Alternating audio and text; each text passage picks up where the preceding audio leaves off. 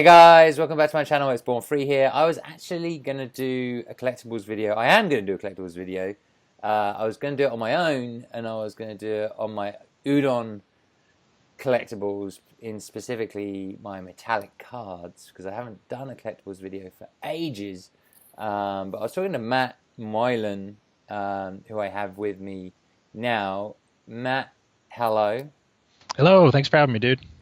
Now, for those of you who followed my channel for a long time, I've talked to Matt probably a couple of times. Matt is say it again, I'm the director of publishing at UDON. the director of publishing at UDON. So we've had many conversations in the past about various bits and pieces in regards to Street Fighter, and also characters and lore and all sorts of stuff. So I decided to make this kind of like a, I don't know, like a collectibles video where I talk about my collectibles, show off my collectibles, and Matt will kind of help me a little bit in regards to some of the questions I have about the collectibles I have. So the first thing I wanted to do was actually show off the metallic cards that I've been collecting for the last 3 years. The first year was there were 6 cards. There were 4 silver, Ryu, Chun-Li, Honda Dalsim, and then there was a special, I guess they call it the X01 card, gold card, which says Evil Ryu. And then there's a super special card, an XSP. I don't know what any of these letters stand for, but the Ono card, which is the one which was at San Diego, was most sought after. I think there's like probably about 50 circulating in the public's domain, and so it's to me it's one of the most priceless. Bizarrely, one of the most. It's not even a Street Fighter character; it's just Ono. But it's really cool, and it's one of the most sought after cards there are. Year 2, there was this was 2016. There was Ken, Zangief, Blanca, and Guile, and then there was a Kuma as a gold X02 card, and then another Ono card. This time Ono is dressed up as Chun-Li with Blanca. And then this year there was a bazillion cards, T-Hawk, Cammy, Fei Long, DJ, and then there was the 4 Kings, which is the bosses, Balrog, Vega, Sagat, and Bison. Then there was the Ultra Street Fighter 2, Evil Ryu, and Violent Ken. I think the Violent Ken one is really sick. And then finally, the third Ono card, which is Evil Ono. Now these cards are really, I think they're really cool. The artist is Long Vo, who's a great artist at UDON. I think these cards are really hard to come by, particularly the Ono ones, and I'm very proud to have, to have been able to collect these cards. I want to ask you, Matt, how did these cards come about? What's the story behind them? Well, I think the first couple years, the only way you could get them was to buy like X amount of product at the UDON booth at San Diego Comic-Con. So I think it was $40, and you get one like random card in a sleeve. You don't know which one it is, and people could trade them if they got doubles. And it was initially an idea to help move more books at the show, and people really liked them. So in the third year, this year, we did some again where you got them if you bought so much stuff. The new challengers characters were like get a random one, and then the bosses, and also we did the Evil Ryu and Violent Ken. Those were actually like sets that you could buy, and so it was the first year we actually made it so you could actually buy them as a product, and it went over pretty well. So we're thinking of other ways to do things with these cards. The Ono-san ones, like you said, were only each year available at an Ono-san signing, and I don't expect that we'll ever like do a re-release of them. But the other ones, the regular characters, we're thinking about ways. Can we do some ways to sell them as a set or as individually, or maybe in a different color or something. So we're thinking about making those ones more available to the public in some way, but we'll see. But we like to know what people think, what people want. Oh my God! So you're telling me I should sell them before you do that? We'll decide. Maybe we'll do totally different art, and these will be these will be like the rare original ones. So we Yeah. haven't decided what to do yet. How did the Ono cards come about? Who was it said, hey, you know what? We should make Ono cards. I think it was just the whole card idea is all Eric Ko, the head of Udon, and Longvo who drew them. So I think it just happened that we were able to get Ono for a signing that year, and they just said, "Oh, this is a great idea. Let's get an Ono card too. Let's try that out and see how that goes." I mean, I think I always thought the Ono one was hilarious. I like when I first got it. It was so hard to get because you had to go to the Ono signing and all that sort of stuff, and you had to get lucky and all this crazy stuff. And I felt so lucky to actually get that card. And I have to say, like, I have a bazillion Street Fighter collectibles. I have pop culture shock collectibles, statues. I have a lot of stuff that's really hard to get hold of. Oh, that's right. You're right. That first year, it wasn't even that you for sure got it. That's right. It was like it was really hard. I think you did a drawing when you were in line, and then maybe you got it. But yeah, it was ridiculous. I think we changed it the later years to be like, the first people in line get it. So at least you've. Yeah. Oh no, I was the first one in line. I was like so scared that I remember that I wasn't going to get it because I lined up super early because I'm a total nerd. But I find it ironic that possibly, like, out of all my collectibles, out of everything I have, probably the probably the hardest thing to find, probably the thing that I value the highest in Street Fighter is Ono. It's like I don't know. I just think it's weird. I just think it's super weird. I love it, but I think it's super weird that what's funny is we have a character in the series that we named after him. So Goken's father that we made up. So maybe one day they'll put him in the game and there'll be an actual Ono character and it'll be kind of relevant. Oh really? Goken's father? You call Goken's father Ono? Sorry. We named him Yoshinori.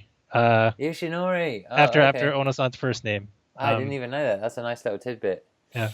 That's so cool. All right, so the other thing is, we were talking, and you very kindly sent me a couple of posters, and I obviously was more than happy to accept that, because they're basically pretty sick posters. The two posters that you sent me, I'll show them on screen, obviously, as we're talking, because I've previously filmed them because I'm so organized.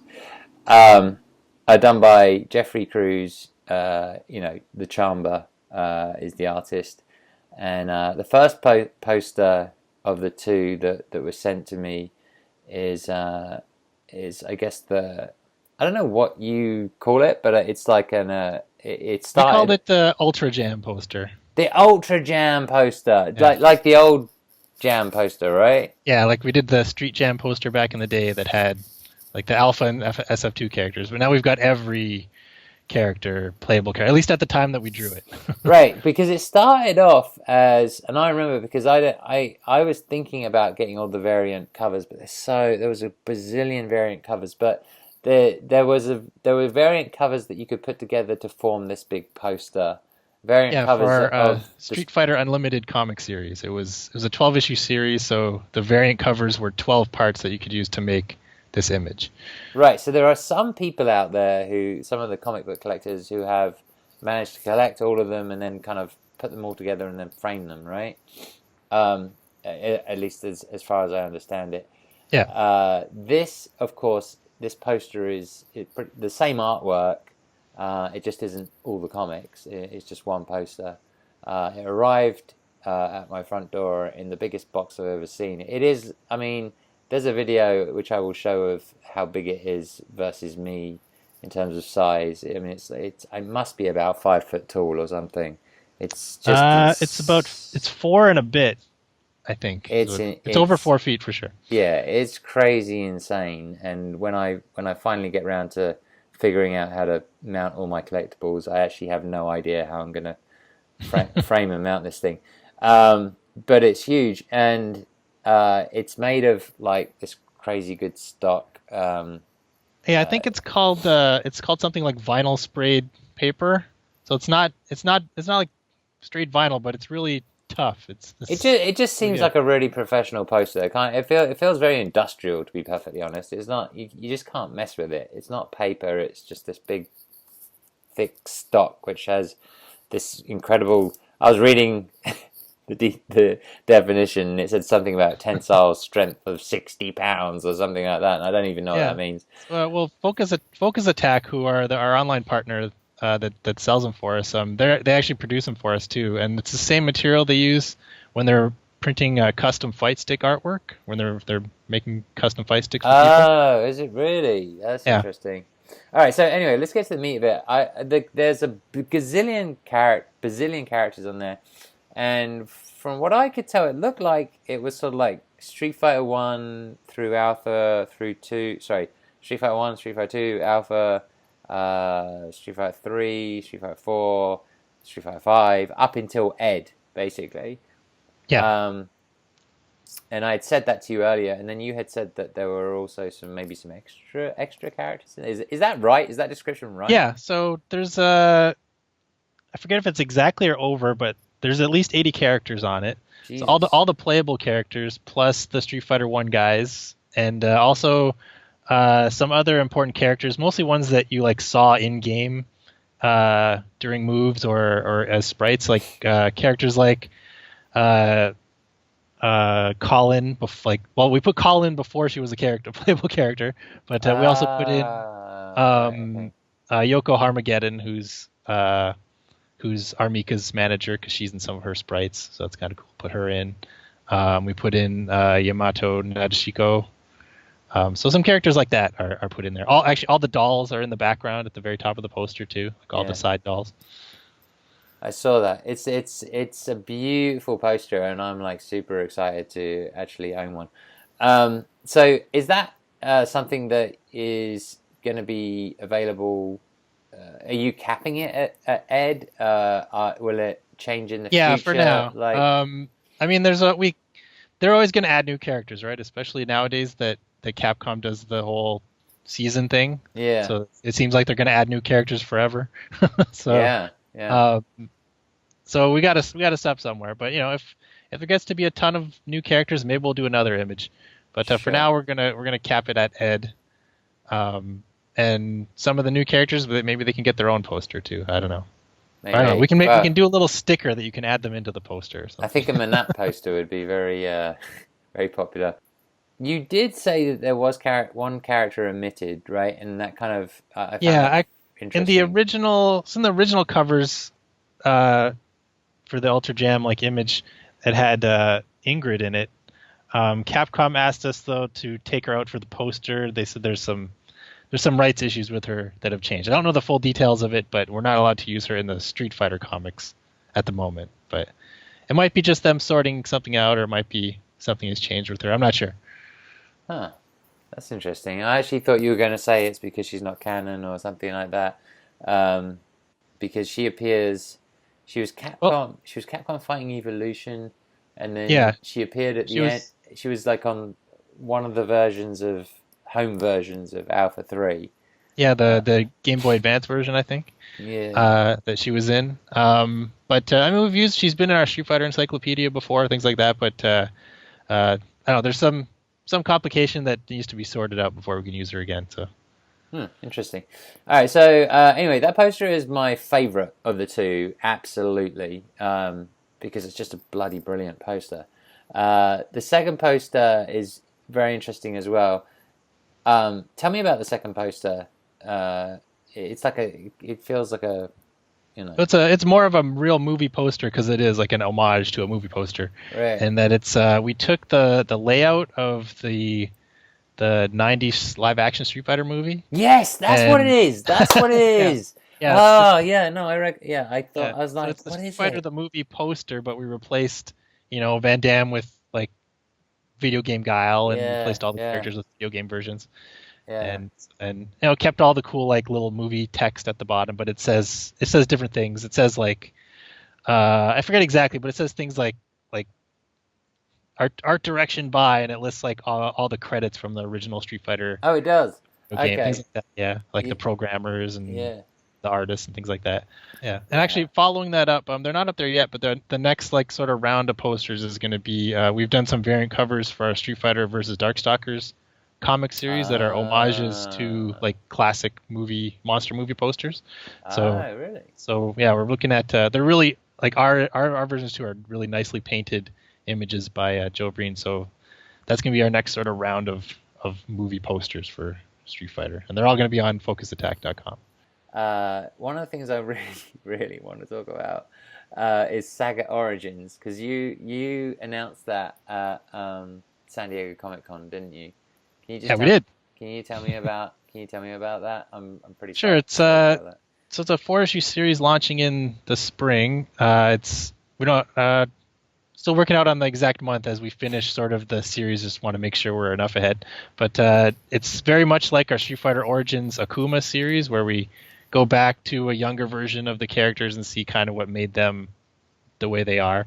And this one's it's the same creative team. Chris Saraceni's writing and Joe Ing's drawing, but it's going to be a little bit, let's say, geekier than the Akuma one. It's still got like a dark old world serious tone. Like it's set in like a lot of it's set in rural Thailand. But and finding out young Sagat, you'll see him when he had hair. So right, okay, yeah. Does he have? So is this? Will we see him before he loses his eye?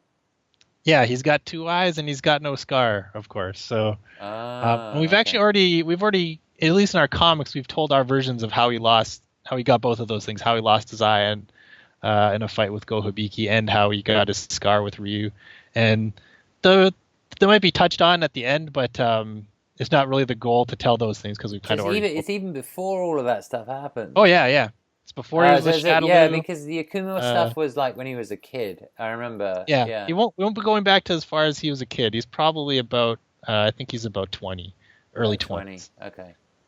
At the start of the story, but yeah, it like I said, it's going to be a little bit geekier than the Akuma series, in that you'll see a lot more things like how characters met for the first time, or I'll be very interested to see that, because I have no idea what you guys have in mind in regards for him when he's in his 20s, but I know that as a character through the games, certainly my understanding is he was a bit of a dick. and then over time he sort of became a little bit more enlightened, as it were.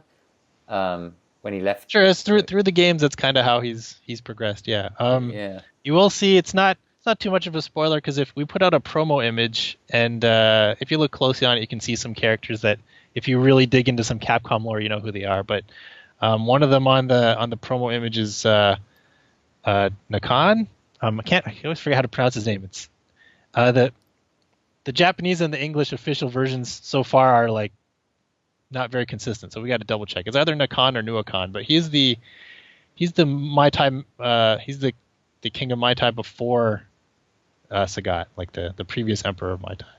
I'm just smiling because that's like so cool. I think that's so cool. I wish they would do like a Street Fighter like Legends, like every time I talk to you, I find out about these older characters, and I'm always like, damn, I wish they would do like a Street Fighter Legends like fighting that game where everybody who's currently dead is not dead, basically. So I won't give too much away, but he's kind of everything you know about Sagat is kind of like more in him. He's like a bigger, badder Sagat. A bigger, badder Sagat. That sounds amazing. Yeah. And we're all praying that Sagat is actually in Street Fighter Arcade Edition. So this is exciting times. There's also a Sagat, as you know, Pop Culture Shock collectible statue that just came out as well. So Sagat fans are I don't know, they should be pretty happy at the moment. I'm sure their wallets are pretty thin though. Talking of characters, I mean that's what we're doing. Talking about characters. I was thinking about the new characters, Ed, Abigail, Menat. Do you have plans for those guys? In upcoming comics? Yeah, we're talking about how to to use these guys right now, because I mean some of these things we know about beforehand, but it's tough. We've learned to be wary of just jumping in right away and use them, because by the time like Capcom has the initial idea to the time it's in the game, things change a lot. We don't want to be like getting too far ahead of ourselves and let's just throw her in the instant that she's announced and have a comic come out that month. But we're definitely talking about some ways to put them into our upcoming stories. They are going to all be in our new edition of the Street Fighter Encyclopedia that's going to be coming out next year. Because there's been a lot of characters added, like playable characters, and also like tons of side characters that they've been showing off on the Street Fighter website with the character profiles and things. Like I think they're up to like 200 or so side characters now on the website. So we'll include a lot of info about them too, and update guys like Charlie who have like big new story aspects to them and things like that. Yeah, the CFN website is a bit weird to me because it's like they went from 0 to 100. It's like they went from no lore to like lore for like literally every single person that could. It's like, you know, there'll be some dude in the background of some obscure stage, you know, of like CVS2 or something. It'd be like, this guy is called Roger and he likes eating Chinese food and, you know, his hobbies are, you know, football and I don't know. Like you want to know about E Honda's cousin's boss's dog? Here he is. Yeah, exactly. That's what it feels like right now. So I mean, in regards to you, like, if for people that don't know, I'm actually a big fan.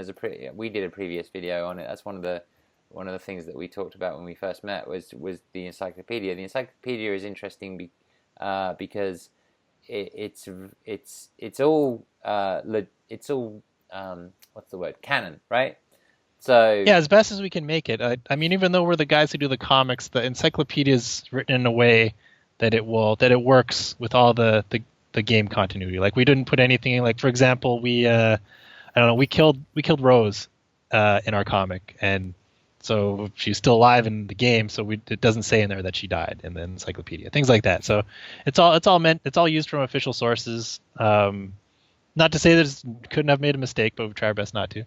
But I think it's funny that you killed somebody off and Capcom just can't. They can't. We've killed several characters off.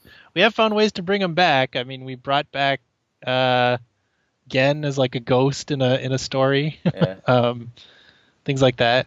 I mean, in Capcom just bring people back whatever. They're just like, here's Goken, everybody. Sure. We brought M. Bison back twice, but that's kind of his thing.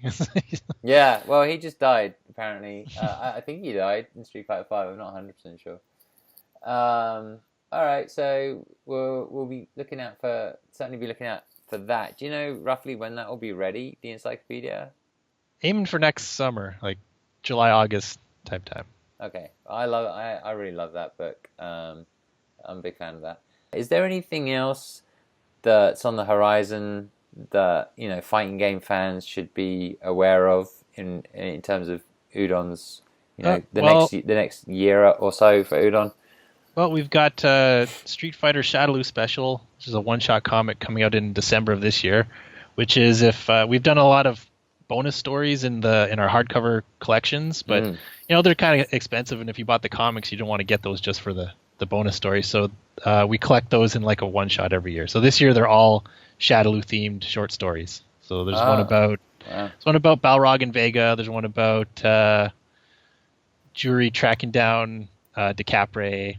There's one about Cammy fighting some Shadaloo like goons, and so all Shadaloo related stories. So that'll be out in December. And we're also doing a new free comic book day Street Fighter comic. We're not ready to announce the details of it, but it'll relate to recent games. I can say that. Okay.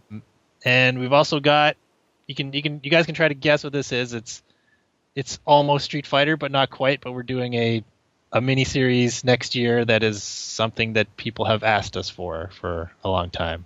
So Final Fight. You can guess what you. I'm gonna say Final Fight. That's a pretty good guess, but I can't confirm anything in it. That's what I might guess. But that's what you might guess. Okay, fair enough. All right, so to round out, I just wanted to talk about Zeku because You are not allowed to say anything, and I have no idea if you know or if you don't in regards to like the next character. But the big rumor, there was basically a leak in regards to characters coming out this year, and the leak has been pretty spot on. The minute that I heard about Zeku, or this so-called leak, the possibility of this character, I remembered our conversation from before, which was way back, a couple of years probably, where we were talking about Guy, and we were talking about, I guess we were just talking about characters and strange things in the lore, and you had told me that Guy actually had two masters, and because there was Final Fight and Street Fighter, and they had to resolve it. Can you just tell that story? Because I just think it's interesting. Yeah, so as I understand it, it's because, well, you can see in the games that this happened, but he's got, in Final Fight 2 and in Street Fighter Alpha, in the story, Guy has two different masters. And in Alpha, it's Zeku. He's in his ending, and in Final Fight 2, it's like a big part of the game. He has this master, Gen Ryusai, who is Maki's father, and like trains all the Bushin Ryu ninjas. And I think he's kidnapped, and some other characters are kidnapped. And it's also part of Guy's thing that he's like, that there's only ever like one master, like it's of Bushin Ryu at one time. I think Guy, I'm gonna get wrong. I think he's the 38th. He said 38th or 39th. But so as far as I've been told, this problem happened. Like Guy has two masters because the Alpha and Final Fight teams just weren't working together. They just weren't on the same page, and they're both working on their games. So later they retconned it to be that. So Guy is the current master of Bushin Ryu. The one before him was Zeku, and the one before him was Gen Ryusai. Okay. I see. So, yeah, right. So they've adjusted it to be that. So now we're doing the Street Fighter Darkstalkers crossover. The Darkstalkers are from the Makai, which is like this hell dimension. So it's given it the ability to send people there rather than... Yeah, actually, talking of Darkstalkers, is there anything in regards to Jedah? Because Jedah's like the character. Oh, Jedah is the main like villain of our Street Fighter versus Darkstalkers series. He's all over it. Oh, he is? Okay, yeah. Cool. Is there anything like from the lore that you can... I mean, tell me about Jedah, because like all I know is that Jedah is this character that appears in nowadays. For a lot of people... especially a lot of young people, didn't play Darkstalkers, and they just see this character that has appeared in Marvel vs. Capcom. So what's Jedah's deal? Like what's his... Well, we've dug in. I mean, we've added some of our own stuff to it. So at this point I'm kind of inside the comic series, so I can't remember everything that we made up and everything that we took. I'd have to look it up. But he's like the head of another noble house. There's like Dimitri is the head of a noble demon house, and Morgan is the head of a noble demon house. So he's another one of the heads of these demon houses. And it goes that he kind of tries. So Morgan's dad, like her adopted dad, is the biggest of all demons, Belial.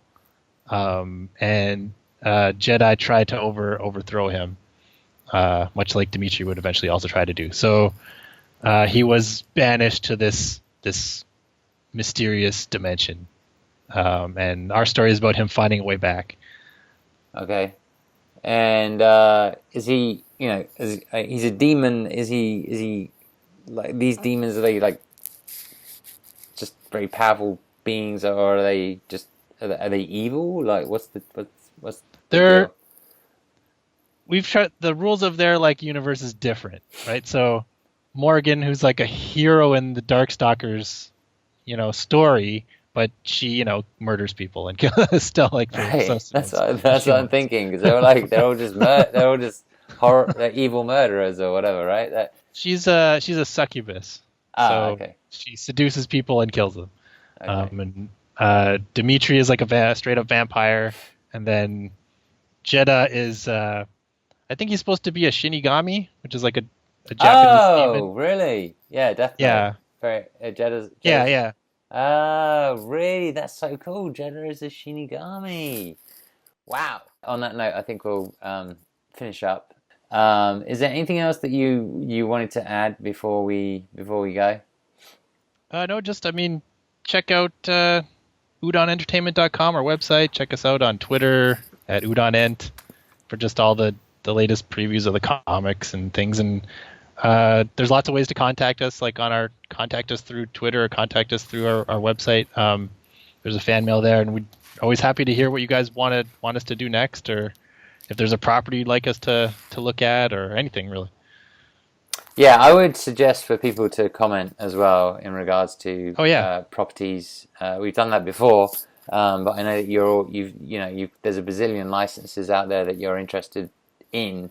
It's just a question of like pulling the trigger and sort of understanding what people are interested in, because a lot of these licenses are of evergreen. You can create a lot of stories around them. I'm excited to find out whatever this new one is that you've been talking about. When is that exactly? The one that you said was a bit like Street Fighter? so Sagat's going to launch in the spring, and then the next series is going to launch at the end of the summer. All right, awesome. Well, it's been great having you on. And we're just going to say goodbye to everybody who's watching. So goodbye, everybody. Later.